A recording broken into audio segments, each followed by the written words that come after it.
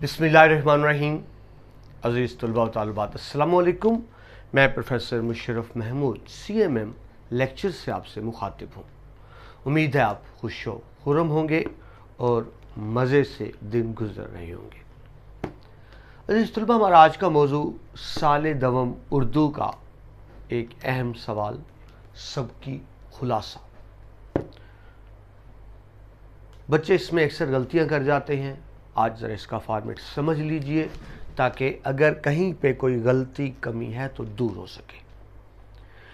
Board pattern के मुताबिक ये सवाल नंबर 4 होता है। जब आप बोर्ड में पेपर करेंगे तो आप सवाल नंबर 4 ही लिखेंगे, यानी वो सवाल नंबर लिखेंगे जो क्वेश्चन पेपर पे हो। तो हमेशा की तरह तरीक़ेकार यही होगा, दरमियान में सेंट्रलाइज करके आप सवाल नंबर लिखेंगे। सवाल नंबर 4 ब्रैकेट्स डाल के दाएं बाएं छोटी सी लकीर डाल दीजिए ताकि पता चले नया सवाल शुरू हो गया। हम ज़रा फॉर्मेट को देख रहे हैं। इसके बाद मुख्तसर सवाल लिखें। मुकम्मल सवाल लिखने की ज़रूरत नहीं होती, आपको नंबर जवाब लिखने के मिलने हैं, सवाल लिखने के नहीं मिलने। तो काफ़ी है सवाल नंबर 4 सबकी खुलासा, सवाल नंबर 5 नज़म का खुलासा, इतना काफ़ी है। दरमियान में करके मुख्तसर सवाल लिखते हैं।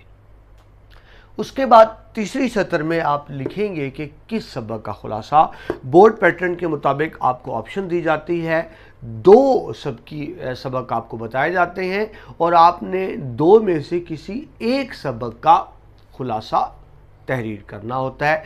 तो आप वजाहत से लिखेंगे कि आप किस सबक का खुलासा लिख रहे हैं, अलिफ का या बे का।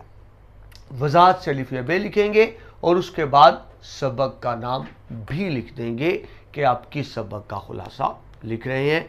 तो देखिए यहाँ तक सवाल मुकम्मल हुआ। सवाल 3 हिस्सों पे था, सवाल नंबर, मुख्तसर सवाल और ऑप्शन जो आप ले रहे हैं ए या बी। इसके बाद आप जानते हैं ग्रीन लाइन में लगाता हूँ तो इसका मतलब ये होता है कि एक लाइन खाली छोड़ देनी है, एक सतर खाली छोड़ देनी है, यानी पता चले कि सवाल ख़त्म हुआ और जवाब शुरू हो रहा है।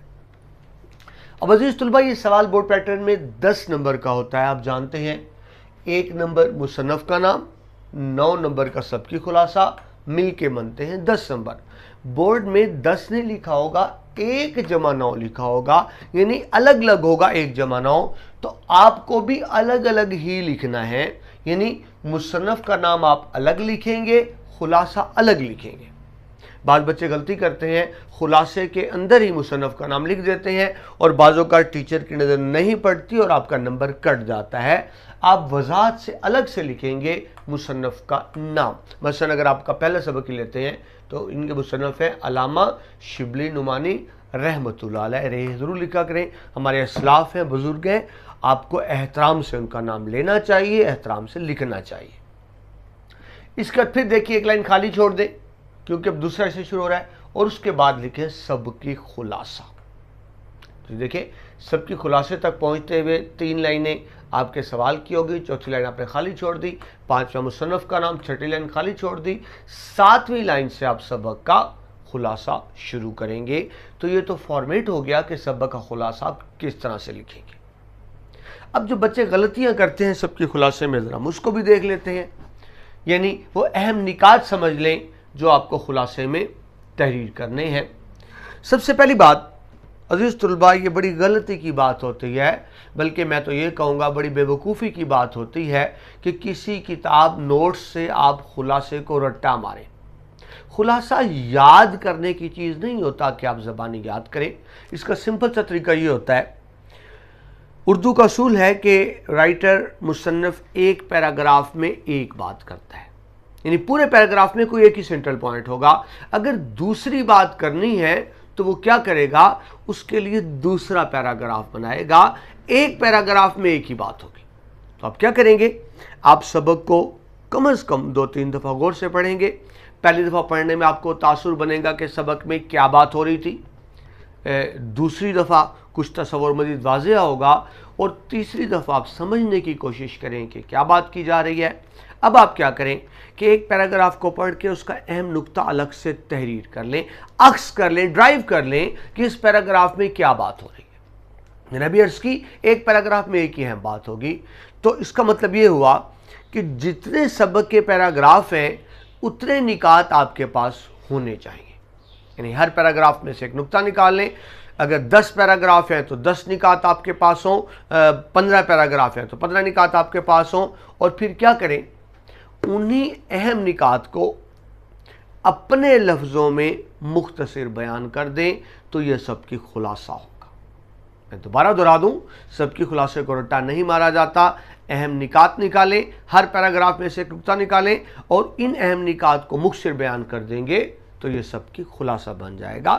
یہ طریقہ ہوتا ہے سب کی خلاصہ تیار کرنے کا۔ دیکھیے، سبق کا 2-3 مرتبہ بغور مطالعہ کریں اور ہر پیراگراف سے اہم نکات عکس کر لیں، یعنی نکال لیں کہ اس میں سے کیا بات ہے۔ جتنے پیراگراف ہیں اتنے اہم نکات آپ کے پاس ہونے چاہیے۔ عکس شدہ اہم نکات کو مختصر طور پر اپنے الفاظ میں تحریر کر دیں تو یہ سب کی خلاصہ ہو جائے گا۔ رٹا مارنا، زبانی یاد کرنا غلط ہے۔ اہم نکات آپ کے سامنے ہوں اور ان کو آپ اپنے لفظوں میں بیان کریں گے تو سب کی خلاصہ ہو جائے گا۔ یعنی سبق کے تمام اہم نکات تحریر کریں، غیر سبقی مواد سے گریز کریں۔ یاد رکھیے، خلاصے میں ایسی کوئی بات نہیں لکھنی ہوتی جو سبق میں نہ ہو۔ یعنی آپ کوئی شعری حوالہ سبق میں نہیں دے سکتے، کوئی نثری حوالہ نہیں دے سکتے، کوئی آیت حدیث نہیں دے سکتے، کتنی ہی اچھی بات کیوں نہ ہو، اگر وہ سبق میں موجود نہیں ہے تو خلاصے میں اس کا ذکر نہیں آئے گا۔ خلاصے میں صرف وہ بات لکھیں گے جو سبق میں موجود ہے۔ سبق سے علاوہ کتنی ہی اچھی بات لکھ دیں، کتنی ہی اچھا شعر لکھ دیں، کتنا ہی اچھا حوالہ دے دیں، ٹیچر یوں کراس کر دے گا اور ایک لفظ لکھ دے گا غیر متعلقہ مواد، irrelevant material، اور آپ کے نمبروں پہ منفی اثر پڑے گا۔ تو خیال رکھیں، سب کی خلاصے میں ایسی کوئی بات نہیں لکھنی ہوتی جو سبق میں موجود نہ ہو۔ سب کی خلاصہ کی طوالت یعنی لینگتھ حسب ضرورت 2 اور 3 صفحات کے درمیان ہو، یعنی کسی بھی شکل میں سب کی خلاصہ 2 صفحات سے کم نہ ہو اور کسی بھی شکل میں 3 صفحات سے زیادہ نہ ہو۔ اب کچھ اسباق چھوٹے ہیں، کچھ بڑے ہیں، تو آپ کو ذہن میں رہے کہ آپ کو 2 اور 3 صفحات کے درمیان میں رہنا ہے سب کی خلاصہ تحریر کرتے ہوئے۔ آگے دیکھیں جی، اہم نکات کو مارکر سے ضرور نمایاں کریں۔ میں ہر لیکچر میں آپ سے بار بار عرض کرتا ہوں، اہم نکات کو ضرور ہائی لائٹ کیا کیجئے، اہم نکات کو ضرور ہائی لائٹ کیا کیجئے، اس سے بہت اچھا تاثر پڑتا ہے۔ ٹیچر کو پیپر چیک کرنے میں آسانی رہتی ہے، سہولت رہتی ہے اور آپ کو وہ اچھے نمبر دیتا ہے۔ میں ایک بات ذہن میں رکھیں کہ آپ ٹیچر کو جتنی زیادہ سہولت دیں گے پیپر چیک کرنے میں، وہ خوش ہو کر آپ کو اتنے زیادہ نمبر دے گا۔ آپ کا پیپر چیک کرنے میں ٹیچر کو جتنا کھپنا پڑے گا وہ غصے میں نمبر ضرور کاٹے گا۔ تو اس کا بہترین طریقہ ہے کہ اہم نکات مارکر سے ہائی لائٹ کر دیں، ٹیچر کو پیپر چیک کرنے میں آسانی رہتی ہے۔ تو یہ تو کچھ اہم نکات ہوئے، ان کو اگر مختصر میں دوبارہ بیان کرو تو بات سمجھیں۔ سب کی خلاصے میں آپ نے کیا کرنا ہوتا ہے، تمام سبق کا مواد اس طرح سے تحریر کرنا ہوتا ہے کہ اہم باتیں ساری آ جائیں اور غیر ضروری کوئی بات نہ آئے۔ دوبارہ دہرا دوں، اہم باتیں سب آ جائیں، غیر ضروری کوئی بات نہ آئے، یہ سب کی خلاصہ ہوتا ہے جو 2 تا 3 صفحات میں آپ کو لکھنا ہوتا ہے۔ اگر آپ ہر پیراگراف سے اہم نکات نکال لیں اور ان نکات کو اپنے لفظوں میں تحریر کریں تو دونوں مسائل حل ہو جائیں گے، آپ کا تمام سبق کور بھی ہو جائے گا اور کوئی غیر ضروری بات بھی نہیں آئے گی۔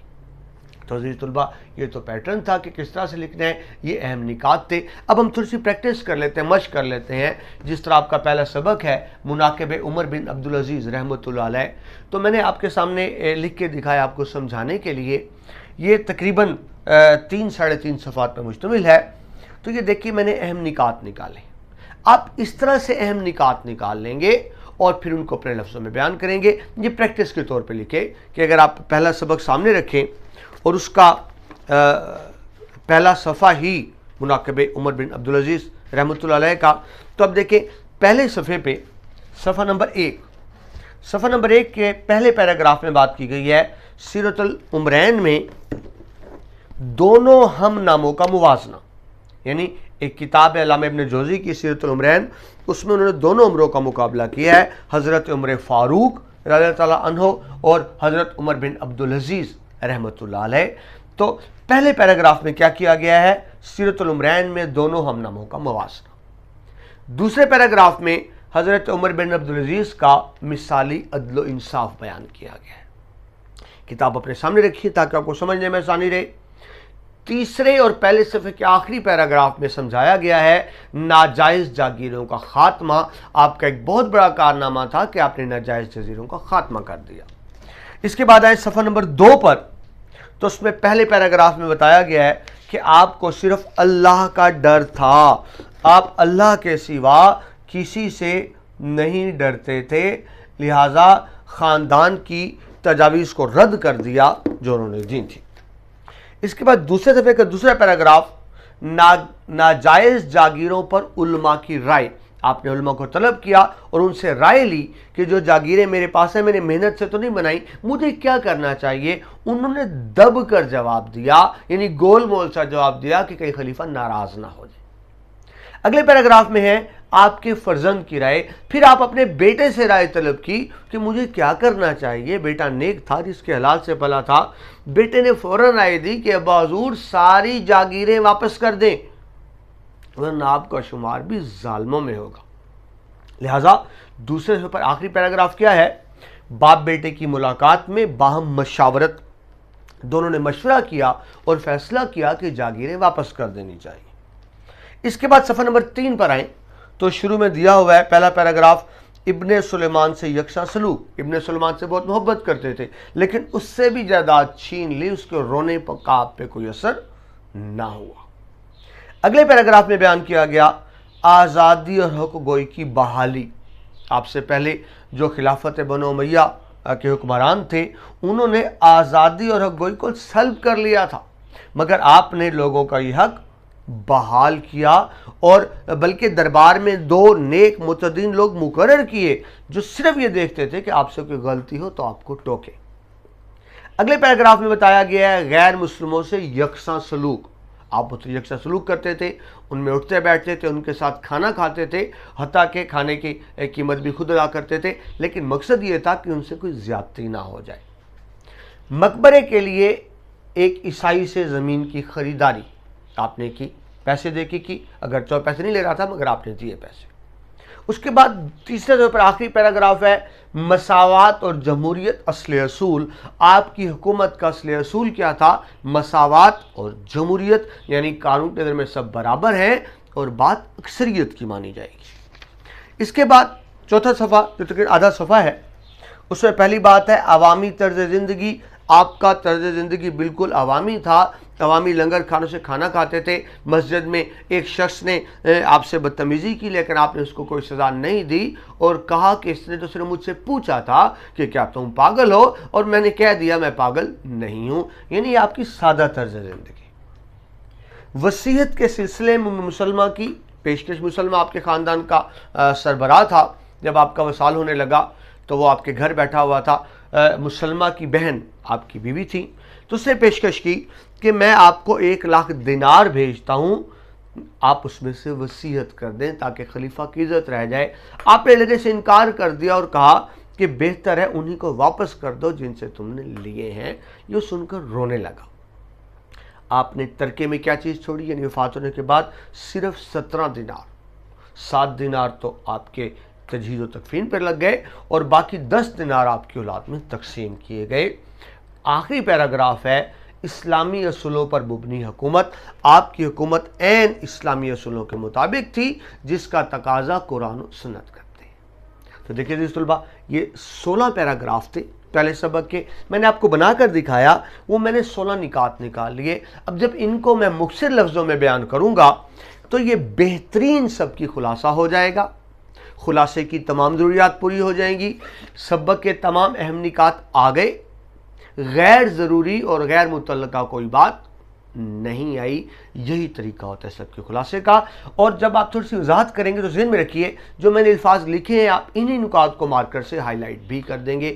جب یہ 16 الفاظ ہائی لائٹ ہوں گے، نمایاں ہوں گے مارکر سے، ٹیچر کو پیپر چیک کرنے میں بہت آسانی ہوگی اور آپ کو زیادہ نمبر پانے میں بہت آسانی ہوگی۔ یہ تعزیز طلباء کے سامنے رکھا میں نے۔ خلاصہ تحریر کرنے کا طریقہ کار کیا ہوگا، خلاصے کے اہم نکات کیا ہوں گے، اور آپ کو پہلے سبق کے اہم نکات نکال کر بھی دکھائے۔ آپ اس طرح سے تیاری کریں گے، نہ کہ خلاصے کو رٹا مارنے کی کوشش کریں گے۔ سمجھ کے کریں، اہم نکات عکس کریں، ان کو اپنے لفظوں میں بیان کریں، غیر متعلقہ بات نہ لکھیں۔ 2 سے 3 صفحے کے درمیان سب کے خلاصے کا مواد ہو جس میں اہم نکات کو مارکر سے نمایاں کیا گیا۔ امید ہے عزیز طلباء آپ کو سمجھ آ گئی ہوگی کہ سب کی خلاصہ کس طرح سے تحریر کرتے ہیں۔ اگر آپ کو ہمارے لیکچر مفید لگ رہے ہوں تو اس کو برائے مہربانی آگے دوستوں سے بھی شیئر کریں تاکہ علم کا سلسلہ آگے سے آگے بڑھتا رہے۔ پروفیسر مشرف محمود کو اجازت دیجیے، اللہ حافظ۔